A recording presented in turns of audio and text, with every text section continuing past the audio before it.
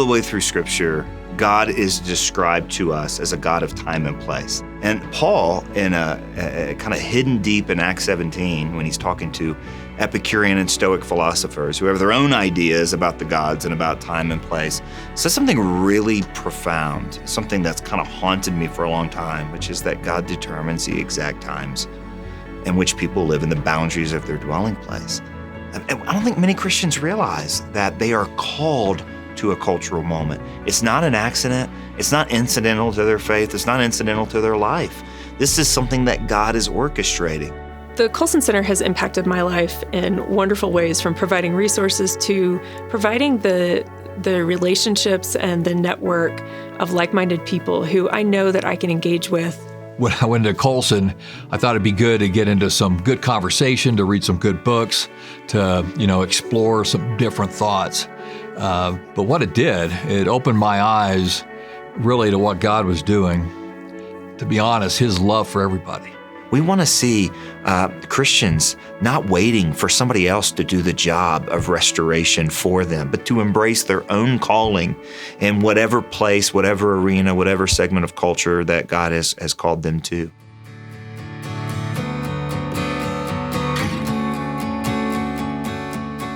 In the past year, we've been able to pilot some new pieces to our work that have just begun.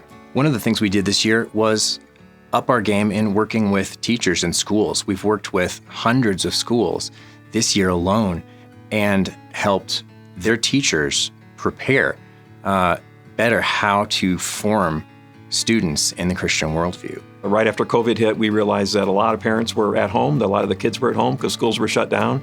And we took advantage of that opportunity, created a brand new thing that we had not done before, which was a crash course on worldviews and cultural fluency. And we rolled that out. We had 7,000 plus people. Another big one was our annual event every year is Wilberforce Weekend.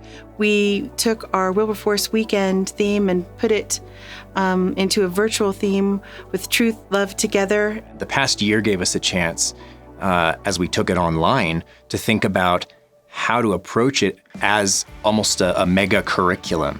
You can walk into our Wilberforce Weekend event in the coming year and expect to be there with thousands of other people that want to learn the truth, that want to uncover more of who God's calling them to be.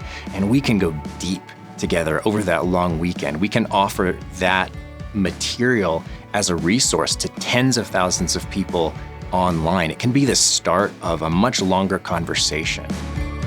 The Colson Fellows program is in its 17th year. For most of its existence, it's hovered around 100, 150 students a year.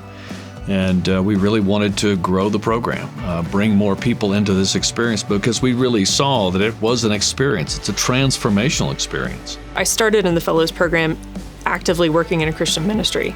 God called me to start focusing on my home entirely. And my cultural moment or my Christian ministry really shifted to being preparing my child and raising my family. The Colson Fellows program really helped me prepare to be that kind of parent who could talk to my child about what's going on in the culture, who can give them good scriptural reasons for why we believe the way that we do. Through the Colson program, it just opened my eyes again to where God was active, to where His heart was. Another thing we've gotten to do this year that's been phenomenal has been launching 2 new podcasts. We've gotten to launch the Strong Women podcast that casts a vision for the goodness and the beauty of womanhood. I think women in every season will benefit from the Strong Women podcast. I know that I find something encouraging and challenging in each conversation, and so I hope our listeners do too. Honestly, I grew up hating being a girl. Didn't see the opportunities. And for me to have Christian women stand up there and say, no, we can think, we can go deep into what God says, and we can understand it, and we can be God's voice and hands in the community, that has been very affirming to me and very helpful. Another podcast that we launched this year is Upstream, which delves into the questions that are upstream.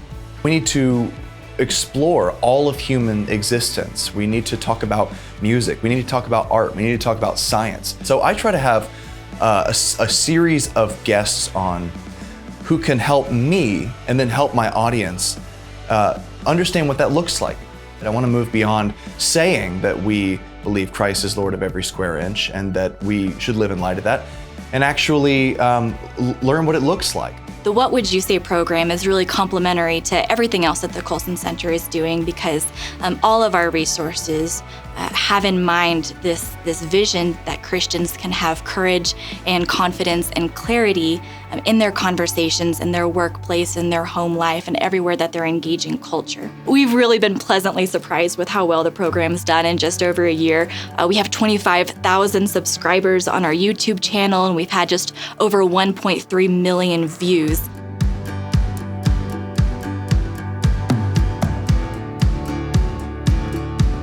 Breakpoint has this flavor. It has a history, and it has the echo of Chuck in it. You know, so Breakpoint is something that its character is consistent. We know what Breakpoint sounds like, what it's about, but I think Breakpoint really does stand on its own as an expression of meaningful Christian thought on whatever issue it is. It has a flexibility and a dynamism that not much else at the Colson Center has. That versatility allows us to, I think, invite Christians into a new way of thinking, to say, okay, you don't just have to talk about politics, you don't just have to preach the gospel. Those things are important, but you can think like a Christian in every area of your life. And that's what I hope, and I think Breakpoint inspires people to do.